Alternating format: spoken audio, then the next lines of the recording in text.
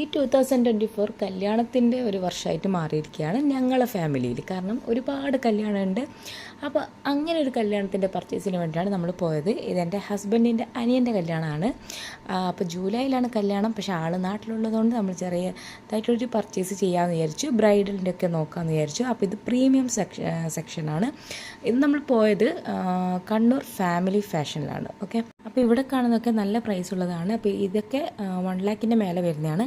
അങ്ങനെ ഞങ്ങളൊരു ബ്രൈഡിൻ്റെ ഒരു ഡ്രസ്സ് ഡിസൈഡ് ചെയ്തു. പിന്നെ ഇത് ഞങ്ങൾക്കുള്ള സാരി ഡ്രസ് കോഡാണ് കേട്ടോ.